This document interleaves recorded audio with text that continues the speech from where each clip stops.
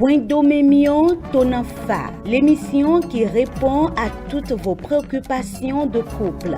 Par l'émission Wendomemion Tonanfa, le révérend pasteur Oussou Pierre guide votre vie de couple vers la perfection par ses messages. Les parents sont en train de dire, ton pasteur en parle, les enseignements sautent. Mais pourtant,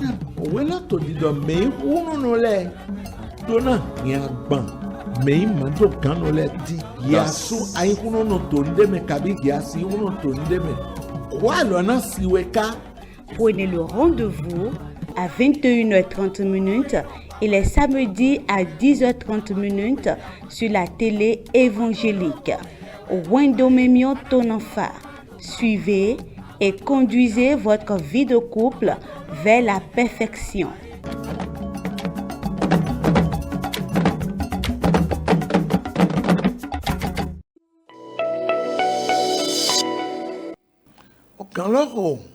Mina motembe nui wa miton to télé évangélique be mina ve me wana miton ekpekpon mi le po mini tra mi de le do mini kode bodobe.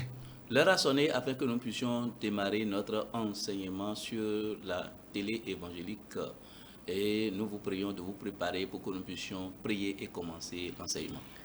Dans le nom de Jésus, nous avons prié. Père, nous te disons merci. Dieu, nous te rendons grâce.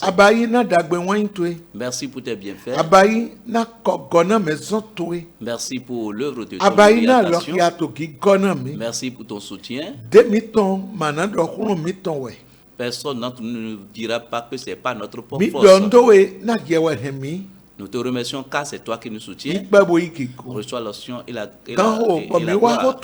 L'heure a sonné, nous sommes venus à la table de ta parole. Envoie ta parole. Que cette parole soit avec autorité. Il change une vie. Il change un foyer. Il change un comportement. Et que la honte soit la portion de l'ennemi. Et que la gloire soit la sienne. Au nom de Jésus-Christ, nous avons ainsi prié. Amen. Mi dondo mi me kpo eto pikpon mi to fide pepe mi gbete do to pikpon mi do mi ni kudo je dagbe mi do to mi de le pon yi. Nous vous saluons où que vous soyez en train de nous regarder en ce moment. Nous vous disons bonne assise à vous.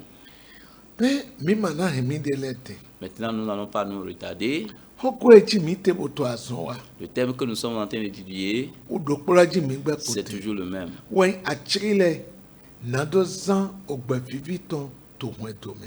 Ce thème est intitulé Les secrets pour vivre une vie harmonieuse dans le couple. Nous vous avions déjà rappelé dans l'enseignement passé les 5 secrets.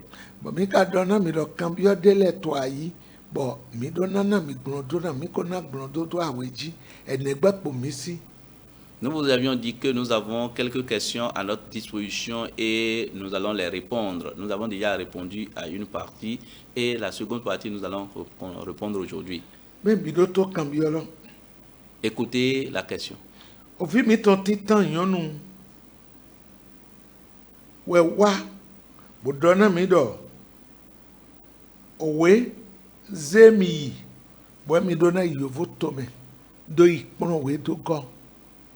Notre fille aînée est venue vers nous pour dire qu'elle veut voyager pour évoluer dans ses études. Et cela nous demande de l'argent et elle sait même que nous n'avons pas de l'argent.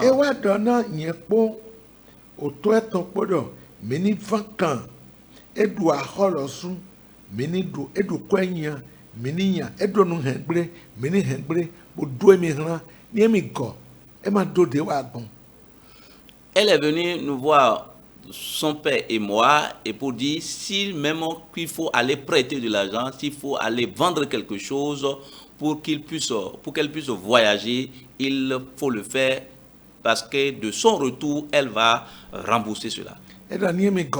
Et si elle revient,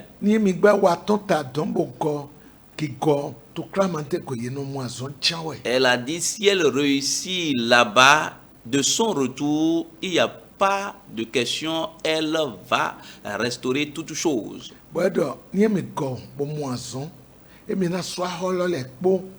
Elle a dit, si elle revient et trouve le travail, elle va rembourser toutes les dettes.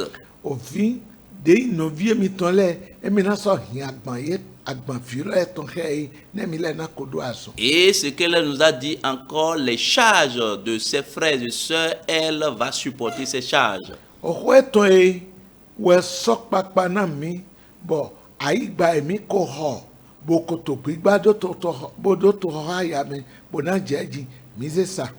C'est ce qu'elle nous a dit qui nous a suscité, et la parcelle que nous avions achetée, nous avions même commencé par faire construire là-dessus, c'est cette parcelle que nous avions vendue pour l'aider afin qu'elle puisse voyager. Elle a réellement voyagé.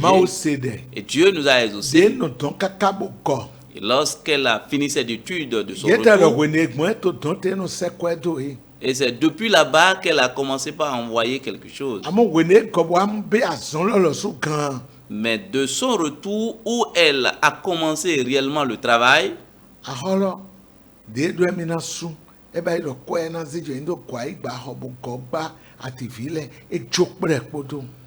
ce qu'elle a dit qu'elle va rembourser, c'est-à-dire elle va acheter une autre parcelle et nous allons construire, elle n'a pas respecté cet engagement. Et elle nous a laissé dans cette souffrance, dans la location. Elle ne nous demande plus rien. Et voilà ce qui est malheureux.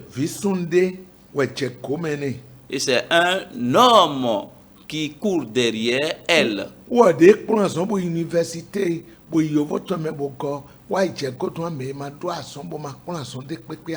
Elle qui a étudié, terminé ses études à l'extérieur, elle est derrière maintenant un homme qui n'a aucun travail. Et cet homme le trompe pour le flatte pour lui soutirer les sous. Nous l'avions dit, mais elle n'a pas écouté. Et elle nous a dit, voilà, c'est que le mari qu'elle veut marier. L'homme qu'elle veut marier. Son père et moi, ensemble, nous l'avons maudit. Mais, est-ce qu'il n'est pas digne de la maudire? Et ce que nous avions fait de la maudire, est-ce que c'est une erreur, c'est une faute c'est un péché que nous avons commis? Que le Seigneur vous soutienne. Je vais donner une réponse. Je vais vous dire que vous avez péché.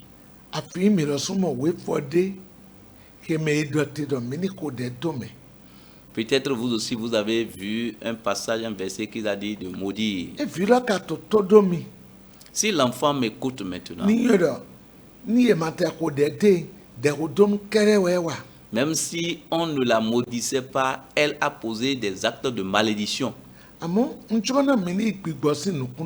Mais je voudrais vous demander de regarder cet acte avec un œil spirituel. Le combat poursuit qui?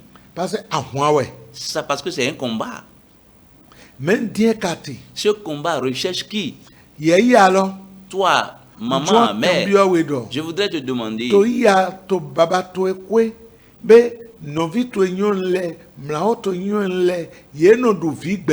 Dans ta famille, est-ce que tes aînés, tes soeurs réjouissent le fruit de leurs entrailles?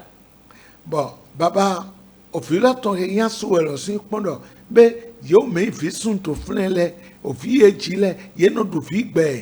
est-ce que le mari aussi peut aller voir dans sa famille, est-ce que les hommes issus de sa famille bénéficient de leurs produits? Laisse-moi te dire. Éphésiens chapitre 6, à partir du verset 10 jusqu'au verset 13, dit de prendre toutes les armes de Dieu pour lutter contre les ruses du diable. Parce que nous ne luttons pas contre le sang et la chair. L'enfant est un enfant diligent qui fournit des efforts. Et elle s'est efforcée et elle a terminé l'université. Et l'argent lui a manqué pour évoluer dans ses études à l'extérieur.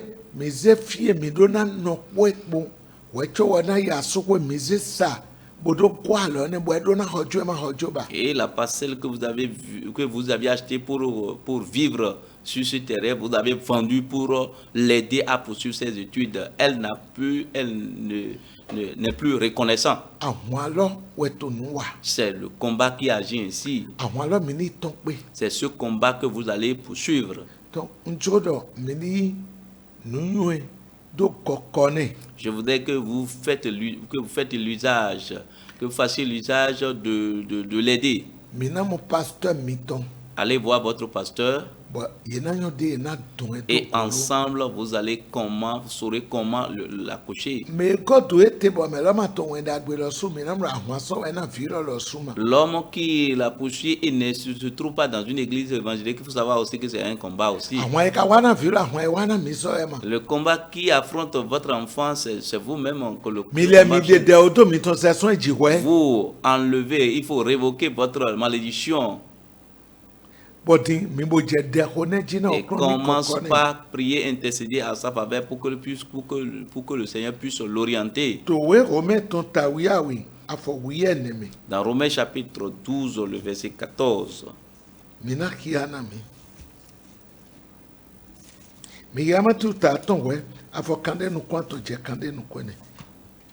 Matthieu 5. 43-44. Vous avez appris qu'il a été dit, tu aimeras ton prochain et tu haïras ton ennemi. Mais moi, je vous dis, aimez vos ennemis, bénissez ceux qui vous maudissent, faites du bien à ceux qui vous haïssent et priez pour ceux qui vous maltraitent et qui vous persécutent. Mikosedo, yedodomo, yeni wana henmetui, bokpa wana kentotui, shiba nyedorami. Mi wana kento mitole busoko dena meto vivle mikole busoto home kento mile donc adona kode. Tu dois prier. Ofi tué kasowe. Et c'est ton enfant. Ouais. Kento Dios kento panu konwi. Et l'ennemi l'a transformé en un ennemi contre toi. Hodene. Prie pour elle. Mikia Rometa wiawi afo wiyene. Romains 12 verset 14. Bénissez ceux qui vous persécutent. Bénissez et ne maudissez pas. D'accord. Romains sinwe tawiyawi afowiyene ekiadoli mino dona yo meto home kento mile mino dona mikode doblo. Bénissez, ne maudissez pas. Le fait de maudire ne doit pas être un acte d'un enfant de Dieu. Je vous en supplie, peu importe la gravité de ce que la personne vous a fait, il ne faut pas maudire. Et on dit maintenant l'enfant que toi-même tu as accouché.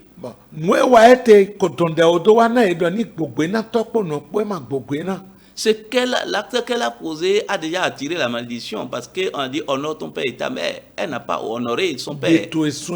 Il ne faut pas que toi tu sois l'obstacle. Mets-toi à genoux et supplie le Seigneur en sa faveur. Que le Seigneur vous soutienne.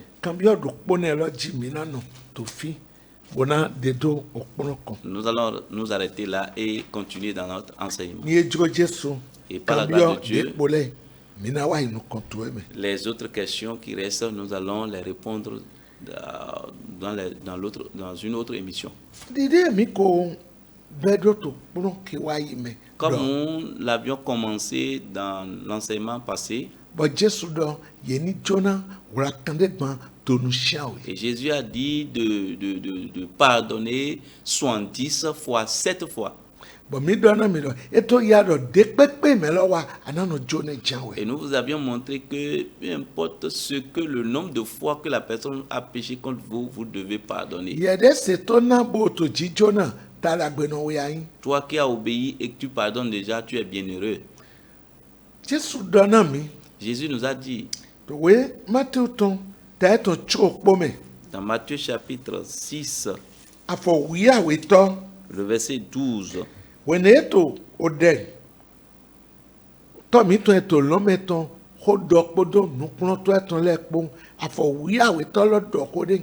Lorsqu'il est en train d'enseigner la prière Notre Père à ses disciples, le verset 12 nous dit quelque chose. Il dit, pardonne-nous nos offenses, comme nous aussi nous pardonnons à ceux qui nous ont offensés.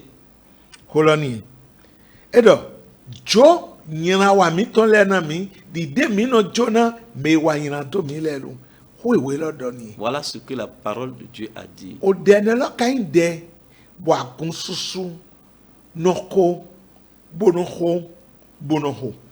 Et cette prière est exécutée par beaucoup d'églises. Plusieurs églises. Bien aimé. Lorsque tu es en train de faire ta prière et tu arrives à ce niveau, et dit pardonne-nous nos offenses. Comme nous pardonnons à ceux qui nous ont offensés.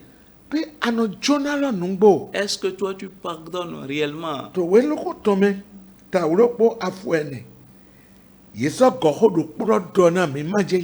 Dans Luc chapitre 11, verset 4. Le verset 4, cette même parole a été répétée là. Jésus a répété cette parole là.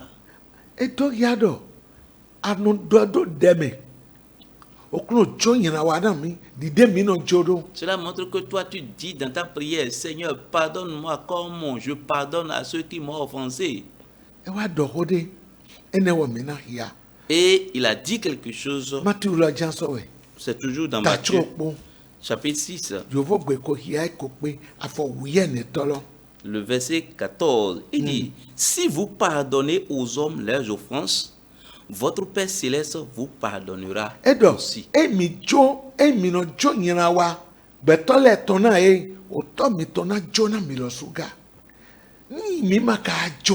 Et maintenant, si nous ne pardonnons pas,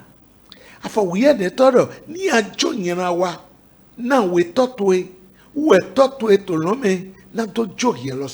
verset dit que si tu pardonnes ton prochain, c'est ainsi que votre Père Céleste, ton Père Céleste aussi va te pardonner. Et le pardon, c'est comme un fardeau aujourd'hui qui pèse sur les hommes. On ne veut pas pardonner. On regarde la grandeur de l'acte que la personne a posé. Et on est énervé. Je voudrais te demander quelque chose.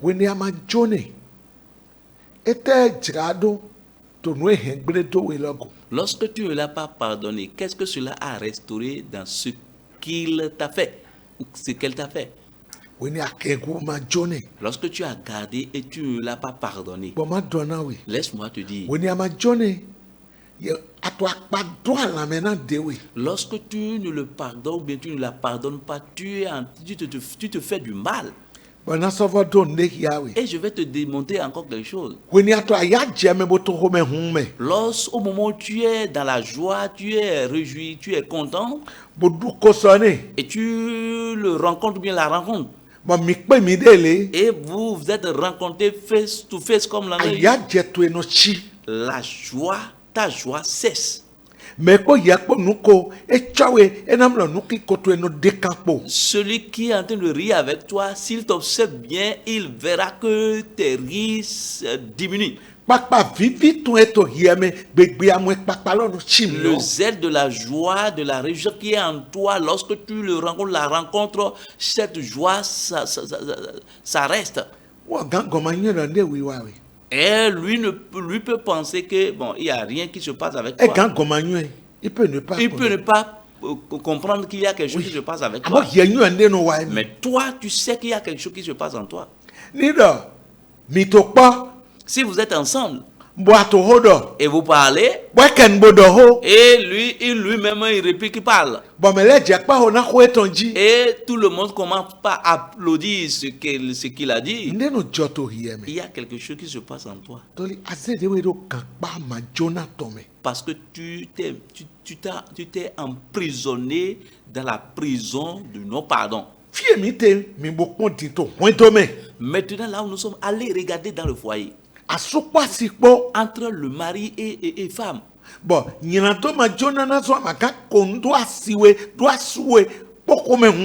le non-pardon t'amène maintenant à ne pas rire, être content avec ton mari, avec ta femme. Et voilà ce qui me fait mal, ce qui est malheureux encore. C'est ça que je veux vous dire. On prend l'enfant, son enfant comme un intermédiaire. Parce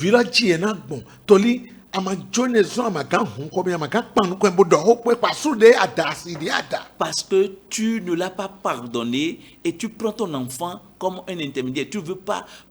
Tu n'as pas pardonné ton mari ou bien ta femme. Tu veux pas lui parler et tu prends ton enfant comme un intermédiaire. Va lui dire. Va dire à ton père que. Va dire à ta mère que. Qu'est-ce que vous enseignez à cet enfant? Comment est-ce quel est le regard du ciel envers vous?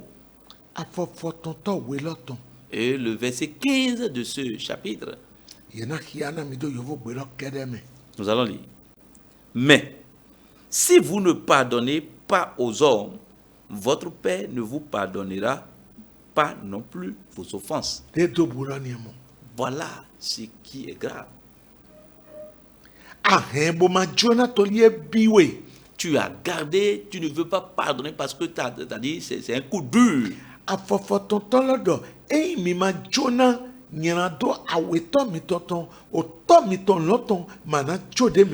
Le verset 15 du Matthieu chapitre 6 nous dit que si vous ne pardonnez pas aux hommes leurs offenses, votre Père céleste ne vous pardonnera pas. Quel est ce jour qui arrive et toi tu n'offenses pas Dieu? Dis-moi cela. Quel est ce jour qui arrive et toi tu n'offenses pas Dieu et tu ne pèches pas contre Dieu? Même si tu ne pèches pas dans les autres choses, mais dans tes paroles, dans tes propos. Et si tu veux prier maintenant, et tu dis, Seigneur, pardonne-moi mes péchés. La parole de Dieu dit maintenant, parce que tu n'as pas pardonné, toi-même tu ne seras pas pardonné. Isaïe.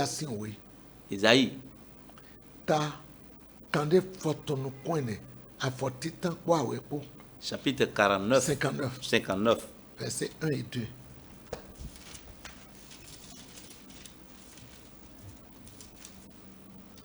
Non, la main de l'Éternel n'est pas trop courte pour sauver, ni son oreille trop dure pour entendre, mais ce sont nos crimes qui mettent une séparation entre vous et votre Dieu. Ce sont vos péchés qui vous cachent sa face et l'empêchent de vous écouter. Mindoto, da yego. Alors quand on m'a wété, bon, et mando so kan huneme, moto e to ma pen, bo mando so kan si. Shigba nyina kamiton, we kan mi so jua mi ton go. Bodo nyina do mi ton, we inu kweton wora so mi de. Bo ewo manado si. We lodo, alors quand on m'a wété, to e to ma pen. La parole de Dieu nous dit que la main de l'Éternel n'est pas courte, ni ses oreilles trop dures. Mais ce sont tes péchés qui ont mis une séparation entre lui et toi. C'est à cause de tes péchés qu'il ne peut pas t'écouter ni te voir. C'est à cause de ton péché qu'il ne peut pas te sauver de tes problèmes. Et chaque jour, tu confesses tes péchés.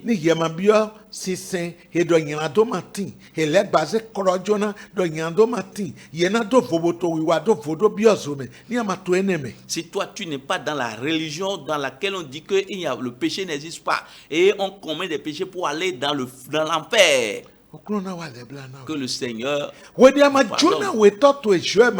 Lorsque tu ne pardonnes pas ton prochain, Dieu ne te pardonnera pas.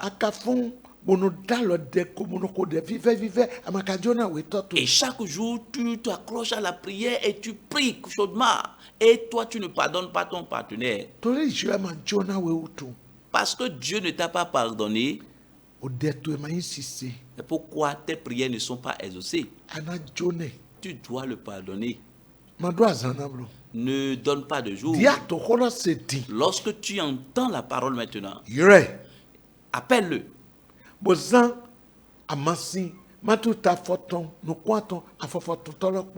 Et fais l'usage du remède de Matthieu chapitre 5,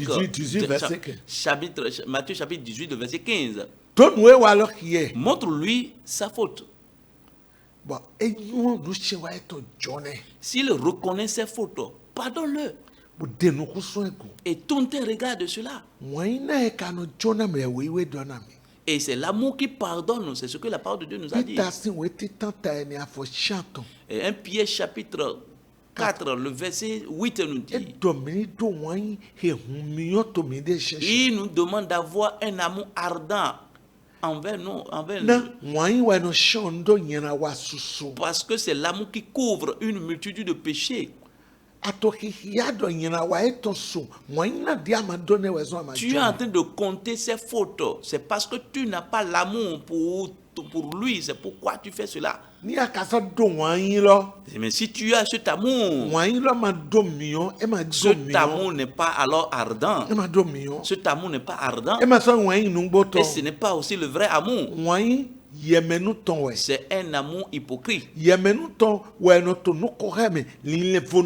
C'est cet amour hypocrite qu'on rit avec son partenaire, mais au fond de son cœur, on est contre son partenaire. Toi-même observe l'exemple de Judas et Jésus sur cette terre. Il disait qu'il y a un parmi vous. Il ne l'a pas pris comme un ennemi. Il ne l'a pas gardé dans son cœur. Et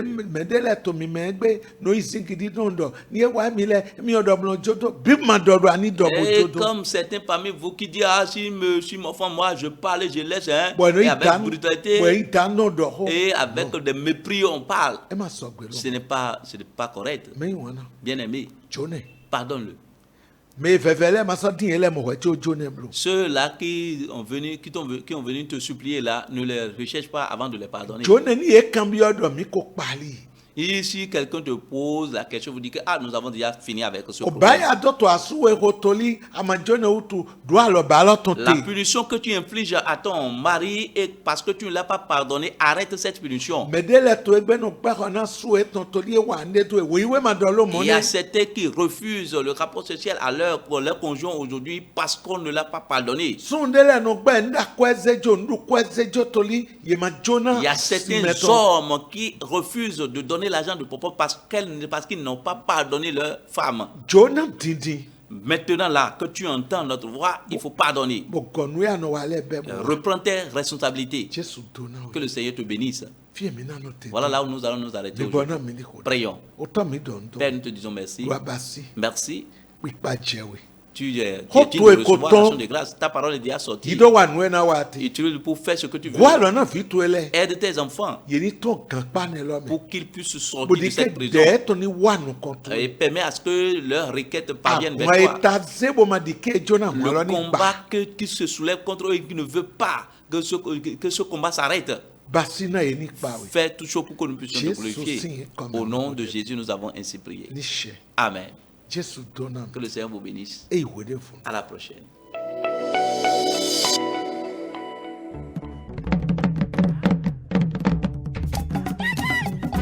Wendomemion Tonanfa, l'émission qui répond à toutes vos préoccupations de couple.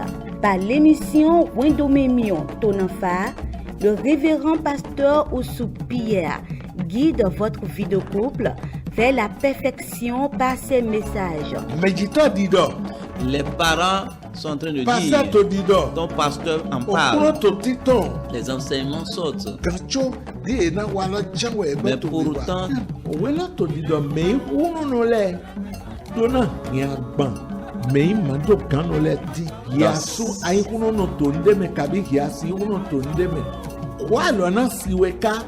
prenez le rendez-vous à 21h30 et les samedis à 10h30 sur la télé évangélique. Wendomemion Tonanfa. Suivez et conduisez votre vie de couple vers la perfection.